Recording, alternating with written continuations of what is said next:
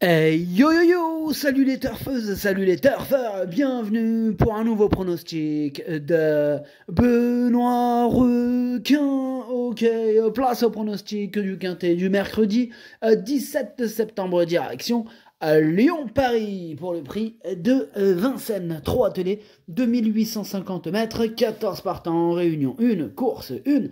Alors il y a un rendement de distance de 25 mètres à partir du numéro 9. Et l'indice de confiance, c'est 2 sur 5. Petit retour sur le quintet de ce mardi. Il y a eu un trouble fait à l'arrivée. C'est parti, on commence le pronostic et on commence avec le numéro 1, Granit Paco. Ce numéro 1, je ne l'ai pas retenu, mais je ne l'ai pas parié non plus. Il n'est pas du tout, il n'est pas non plus sur une liste. Alors, dites-moi, mais il est où ce numéro 1? Il est là, il est par là. Donc, question de feeling, hein, affaire d'impression avec ce numéro 1. Voilà, vraiment là pour le coup, question de feeling. Bref, on passe au numéro 2, indice d'argent, et on écoute Mathieu Abrivard. Indice d'argent a accusé le coup après sa victoire à Vichy et j'ai préféré lui donner un parcours avec ses fers à Laval. Il arrive au mieux pour cet engagement favorable au premier poteau et à la corde à gauche là ne le dérangera pas. Tout se présente bien, hein, d'autant que nos plus sérieux rivaux Imberland et Gamin de Maes et Lens au second échelon, ils devraient disputer la victoire. Il est super chaud, Mathieu Abrivard, avec ce numéro 2 indice d'argent. Hein, il dit qu'il va disputer la victoire. Je le pense aussi. Je pense qu'il pourrait batailler pour les toutes premières places. Moi, d'ailleurs, je l'ai mis deuxième. On passe au numéro 3, Nkawasi. Ce numéro 3, lui, je ne l'ai pas retenu. C'est mon gros regret. C'est mon cheval de complément. Cas de non-portant, attention possible, cassage en vue. On passe au numéro 4, Idaï de Well. Et on écoute Kevin Leblanc. Idaï de Well, elle se montre très régulière, même si elle n'a pas réussi à s'imposer depuis plusieurs saisons. Elle n'a pas de marge et a besoin d'un bon déroulement de course. Lors de ses dernières sorties, elle avait hérité de mauvais numéros derrière l'autostart. Elle est en forme, bien engagée, et Antoine Viels la connaît. Tout est réuni pour qu'elle accroche encore une place. Ouais, et cette fois-ci, elle a hérité d'un excellent numéro, le numéro 4. Que dis-je Pas du tout, puisque c'est pas de l'autostart, pardon. Oui, ça aurait pu être bien si ça aurait été l'autostart, mais bon, bref. Ce numéro 4, je l'ai gardé. Il n'a pas besoin de rendre 25 mètres. Donc, pourquoi pas, effectivement, encore batailler pour les places. Moi, je l'ai mis quatrième. On passe au numéro 5, honneur du CB. Et ce numéro 5, pour le coup, je l'ai pas retenu, mais il est en plein milieu de ma petite liste des possibles troubles faits. On passe au numéro 6, Forever the Best, que je ne retiens pas du tout, j'en ai préféré d'autres. Donc on passe au numéro 7, Galopin de Bianca, et on écoute Loïc Le Renard. Galopin de Bianca vient de très bien gagner à Divonne-les-Bains et a depuis repris de la fraîcheur. On va pouvoir le déférer des 4 pieds, son driver le connaît parfaitement. Avant le coup, l'engagement est favorable. Il faudra évidemment bénéficier d'un bon déroulement de course, mais si tel est le cas, nul doute que sa place est dans la bonne combinaison. Ouais, moi il me plaît bien ce numéro 7. Attention, je rappelle que ce quintet est plutôt ouvert car ils sont nombreux à pouvoir espérer se mêler à l'emballage final. Moi ce numéro 7, je l'ai gardé en toute fin de combinaison.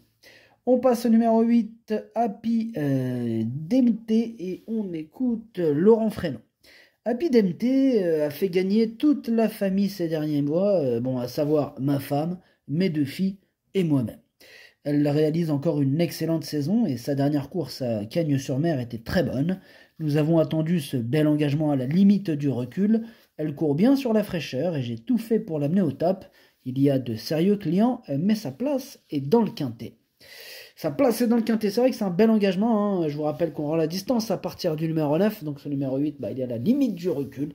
Et effectivement, dans ces conditions, pourquoi pas un petit podium, moi je l'ai mis 3e. On passe au numéro 9, il vient du Lude, et on écoute Anthony Tintillet. Il vient du Lude, et était un peu moins bien lors de ses tentatives du mois de juin à Vichy, et j'ai donc préféré lui accorder un break. Il revient bien à l'entraînement et me semble proche de son bon niveau.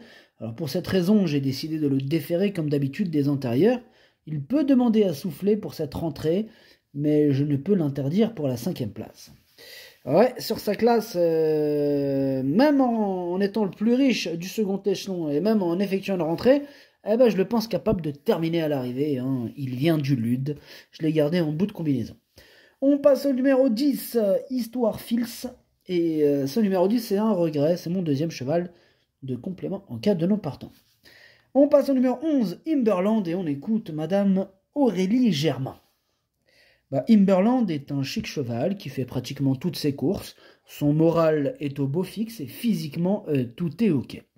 Eh bien, avec ses gains, il est certain qu'il affronte toujours de bons adversaires, mais on a le droit d'y croire, hein, d'autant qu'il a déjà gagné sur ce tracé. Irréprochable dans les quintés, on se déplace avec de logiques prétentions. C'est le favori logique de cette course, hein, malgré les 25 mètres, il a les moyens de tous les battre, en tout cas c'est ce que je pense et c'est mon préféré. On passe au numéro 12, Eden Joulerie. Eden Joulerie, moi je ne l'ai pas retenu, mais c'est lui le chef et le capitaine de ma petite liste des possibles casseurs de tickets repérés. Attention. Au fait, j'en ai que 2 hein, sur ma liste des possibles troubles faits. Puis bon, en plus, de toute façon, ils sont 14 partants. On peut en mettre 40 000. Bref, on passe au numéro 13, Gamin de Mahé, et on écoute Kevin Tonnerieux. C'est à toi, Kevin. Oui, pardon. Alors, Gamin de Mahé, il est arrivé à l'écurie après sa 3e place au début du mois sur ce parcours. Bon, il est resté bien hein, et l'engagement est idéal, même s'il doit rendre 25 mètres.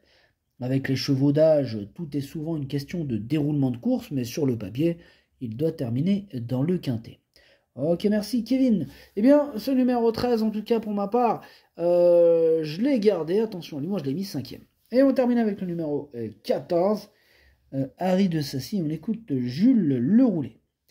Harry de Sassy n'est pas aussi tranchant que l'an dernier. À l'entraînement, même s'il me paraît bien, il lui manque la petite étincelle. Mercredi, il fait face à un bon engagement au plafond des gains, mais il doit rendre la distance alors qu'il préfère animer les épreuves. Il devra alors bénéficier de bons sillages pour se faire ramener. Il a couru de meilleurs lots et une place reste à sa portée.